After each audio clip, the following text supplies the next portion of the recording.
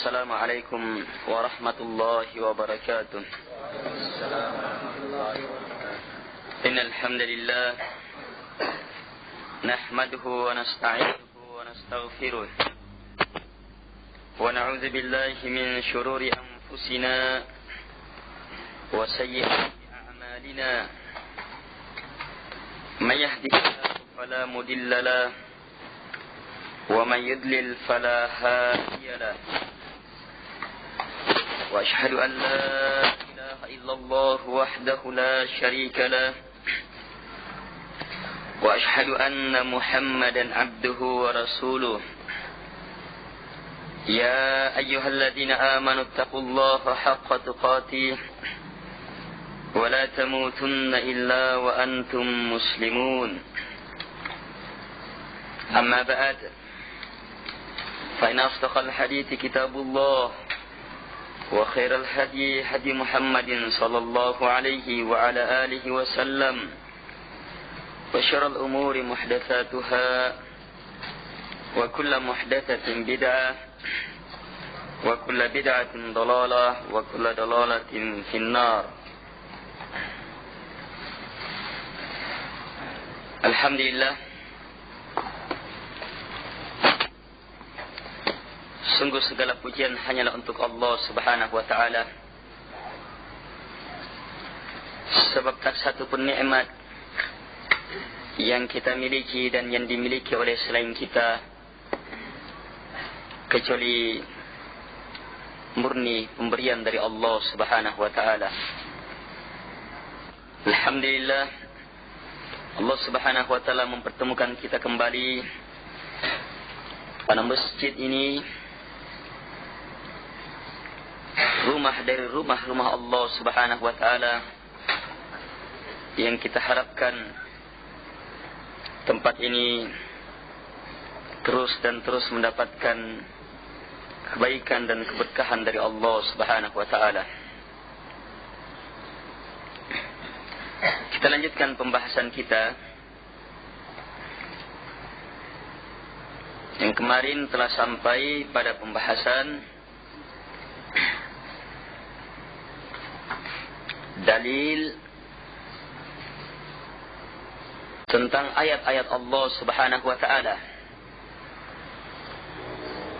yang mana ayat-ayat itu ada dua, atau mengenal Allah Subhanahu wa ta'ala dengan dua, dengan ayat-ayat kauniyah dan ayat-ayat syar'iyah. Dan telah kita sebutkan dua dalil akan perkara itu yang disebutkan dalam Thalathatul Usul, yang kita lengkapi dengan pembahasan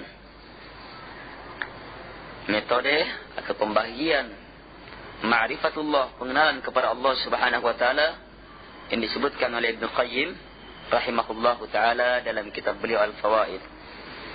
Selanjutnya beliau rahimahullahu ta'ala berkata, "War-Rabbu huwal ma'bud wad-dalilu qauluhu ta'ala ya ayyuhan nasu taqu يا أيها الناس اعبدوا ربكم الذي خلقكم والذين من قبلكم لعلكم تتقون الذي جعل لكم الأرض فراشا والسماء بناء وأنزل من السماء ماء فأخرج به من الثمرات رزقا لكم فلا تجعلوا لله أندادا وأنتم تعلمون."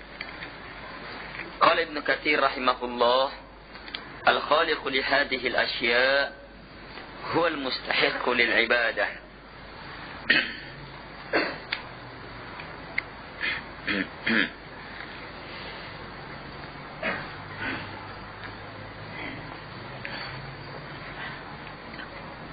Selanjutnya kata beliau, Ar-Rabb adalah al-ma'bud. Ar-Rabb dialah al-ma'bud.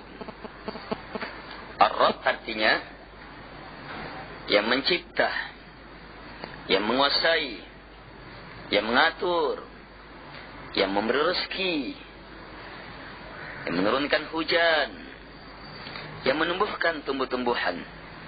Dialah al-ma'bud. Dialah yang disembah, yang diibadahi.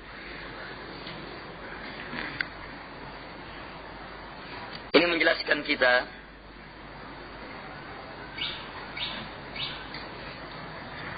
ayat yang sebelumnya, yang kemudian beliau kuatkan dengan ayat setelahnya, setelah kalimat ini.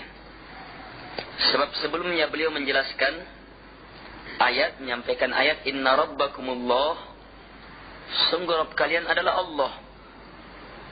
Kemudian jelaskan sifat rububiyah Allah, alladzi khalaqas samawati wal ard fi sittati ayyam thumma istawa 'alal 'arsy yughshil laila an-nahar yatlubuhu hasitha, sampai akhir ayat yang telah kita bahas. Sungguh Rabb kalian adalah Allah yang telah menciptakan langit dan bumi pada 6 hari dan seterusnya. Menjelaskan sifat rububiyah, artinya penciptaan, penguasaan, pengaturan. Dialah Rabb kalian. Sekarang beliau jelaskan, Rabb dialah al-ma'bud yang berhak untuk disembah. Ilmu ini penting. Sebab kadang ada orang yang bertanya, siapa yang kita sembah ini? Karena terlalu banyak masukan, bisikan, ditambah dengan kelemahan ilmu, lemahnya kekuatan iman. Ditanya, siapa yang kamu sembah? Yang kita sembah adalah pencipta kita dan pencipta seluruhnya, yang menguasai kita dan yang menguasai seluruhnya, yang mengatur kita dan yang mengatur seluruhnya, yang menghidupkan, mematikan, yang memberi rezeki, yang menurunkan hujan, yang menumbuhkan tumbuh-tumbuhan. Dialah yang disembah, dialah yang diibadahi. Ada lagi pertanyaan gila, apanya Allah yang kita sembah? Apa jawabannya? Kalau jawab akan gila juga itu. Jadi tidak semua pertanyaan itu harus dijawab. Kalau ada pertanyaan stres, kita jawab sama stresnya kamu begitu.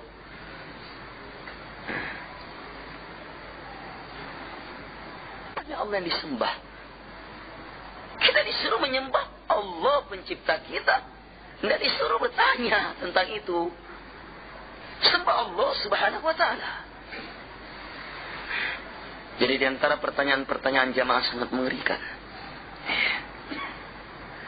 Ini mungkin masuk dalam kalimat-kalimat yang telah disyaratkan oleh Rasulullah SAW.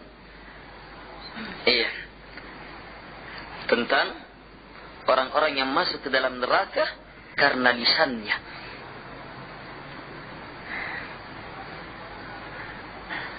Rabb adalah dia yang disembah.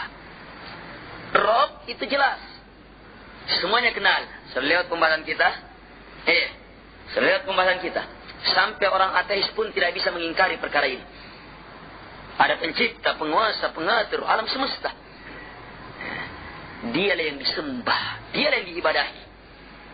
Sementara jelas pula tidak akan mungkin bisa hidup di muka bumi tanpa ada yang dia sembah, yang dia besarkan, yang dia agungkan, yang dia muliakan. Itu jelas itu. Tidak akan mungkin orang bisa hidup di muka bumi tanpa ada yang dia besarkan, dia muliakan, dia agungkan. Tempat kembalinya dia ketika ada permasalahan, mengharap, memohon kepadanya. Prinsip kita, Ar-Rabb huwal ma'bud. Yang dicipta, yang mencipta, yang menguasai, yang mengatur dengan segala macam bentuk penciptaan, penguasaan dan pengaturan, dialah yang berhak untuk disembah. Jelas ya? Kata beliau, wad-dalilu qauluhu ta'ala, dalilnya adalah firman Allah subhanahu wa ta'ala yang terdapat dalam surat Al-Baqarah, ya ayyuhan nas, wahai sekalian manusia, u'budu rabbakumul ladzi khalaqakum, sembahlah Rabb kalian yang telah mencipta kalian, walladzina min qablikum, dan yang telah mencipta orang-orang sebelum kalian, la'allakum tattaqun, supaya kalian bertakwa. Alladzi ja'ala lakumul arda firasya, dialah yang telah menjadikan untuk kalian bumi ini sebagai hamparan. Was samaa'a binaa'a, dan langit ini sebagai bangunan. Wa anzala minas sama'i ma'a. Dan dia pula lah yang menurunkan dari langit itu air. Yang dengan air yang turun itu, fa akhraja bihi minats tsamarati rizqan lakum. Allah keluarkan dengannya at-tsamarat, buah-buah, hasil demi hasil, rizqan lakum, sebagai rezeki bagi kalian. Fala taj'alu lillahi andada, karena itu jangan sekali-sekali kalian menjadikan untuk Allah andada, tandingan-tandingan, in kuntum ta'lamun, jika kalian mengetahuinya.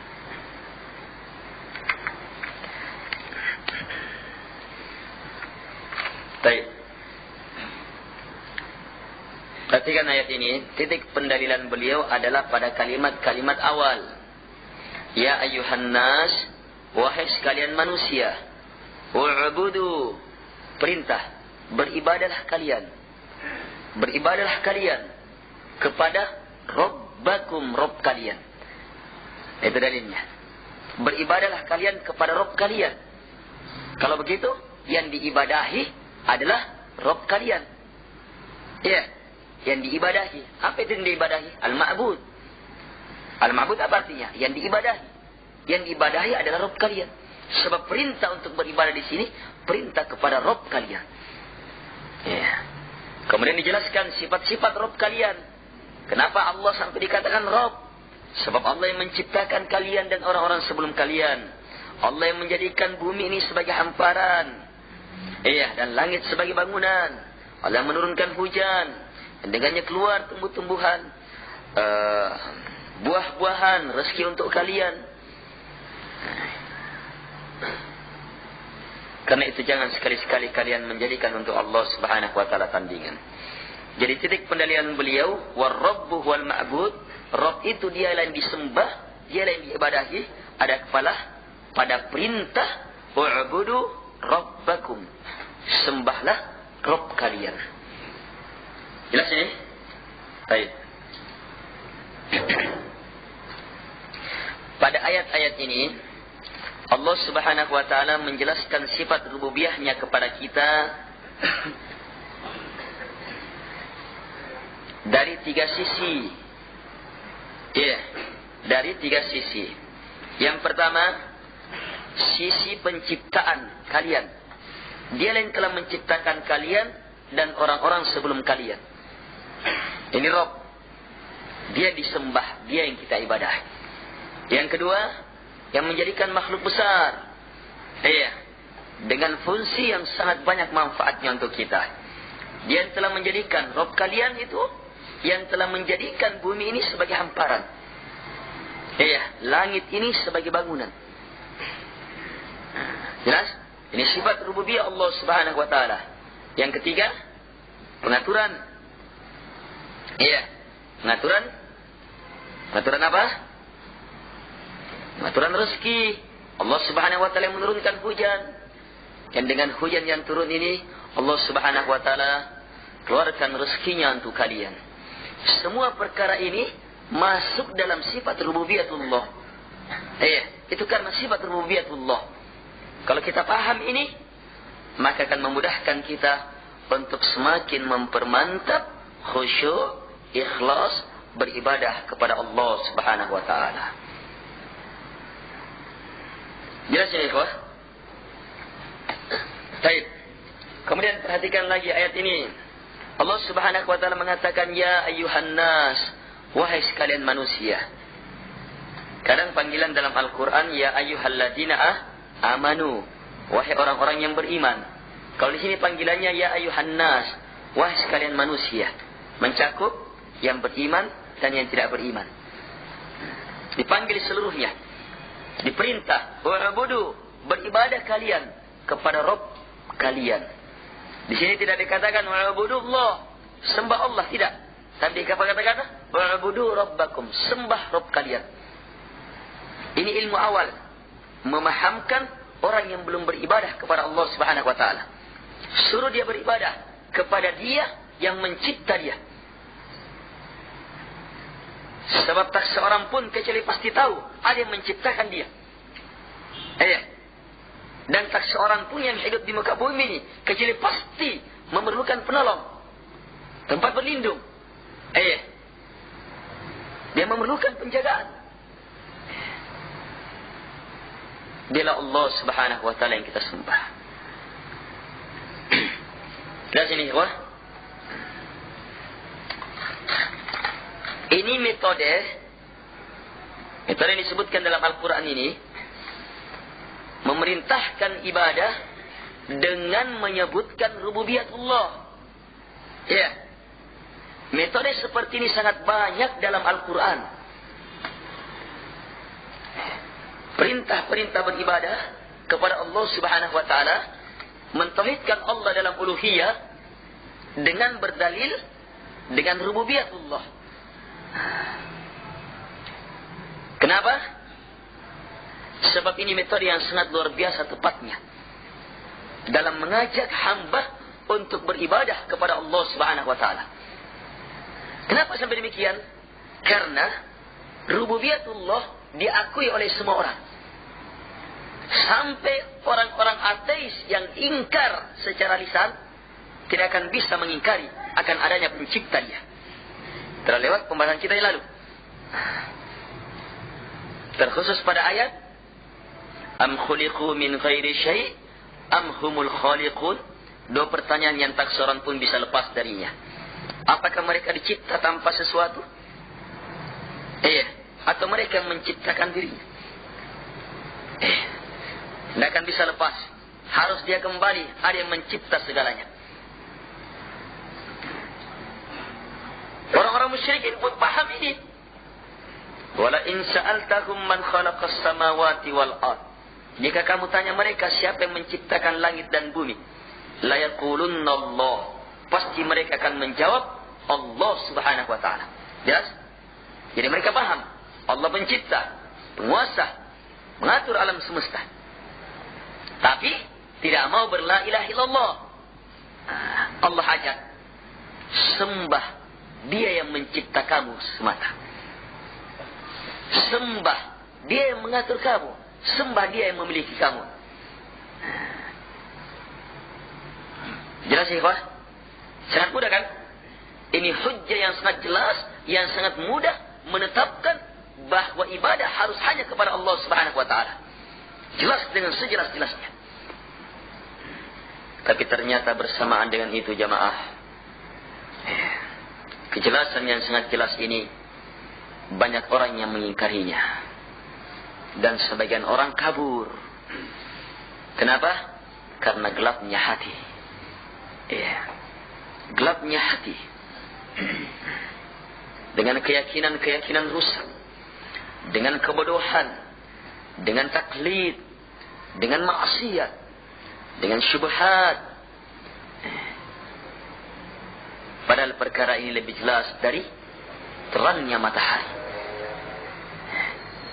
Bahkan nampak terangnya matahari hanyalah bahagian kecil dari ayat-ayat Allah Subhanahu wa taala yang menegaskan bahwa dia sajalah penciptanya yang berhak untuk disembah.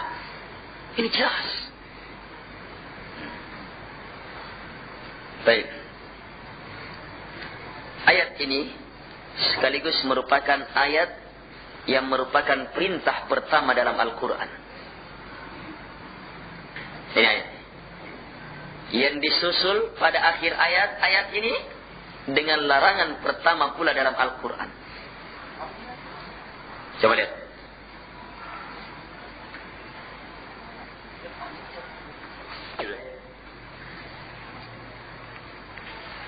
Atau dia bukan larangan pertama, hanya ini perintah pertama. Dalam makna perintah yang jelas. Ada juga perintah dalam makna doa. Seperti dalam surat Al-Fatihah, ihdina. Jadi itu perintah dalam makna doa. Ini perintah dalam makna amr. Dalam makna amr. Kata kerja perintah dalam makna amr. Perintah. Wa'budu rabbakum. Perintah ini disusul langsung dengan larangan. Fala taj'alu lillahi andada. Coba lihat. Perintah dan larangan ini Allah Subhanahu wa taala satukan. Dan tidak akan jadi hamba.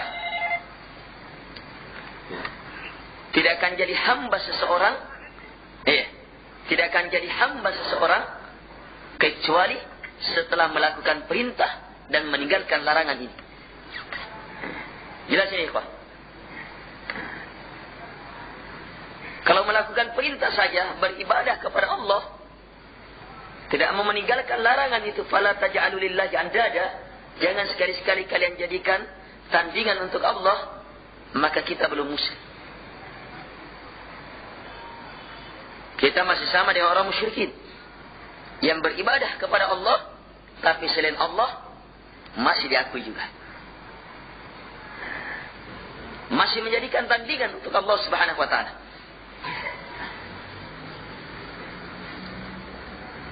Karena itu perhatikan. Perintah dan larangan. Ini juga memperjelas bagi kita makna dari La ilaha illallah. Bahwa yang diinginkan dari La ilaha illallah adalah terwujudnya ibadah hanya kepada Allah Subhanahu wa taala dan ternafikannya penghambaan kepada selain Allah Subhanahu wa taala, supaya tidak ada tandingan bagi Allah Subhanahu wa taala. Dari metode ini ikhwah dapat kita pahami luar biasanya perkara ini. Allah panggil seluruh manusia, kemudian Allah perintah dengan perintah yang paling hebat. Kemudian di akhir ayat Allah larang dengan larangan yang paling hebat. Perintah yang paling hebat beribadah hanya kepada Allah Subhanahu wa taala, tulus kepadanya. Dan larangan yang paling hebat adalah larangan terhadap kesyirikan. Jangan membuat tandingan untuk Allah Subhanahu wa taala. Al-ikhwah rahimakumullah. Kemudian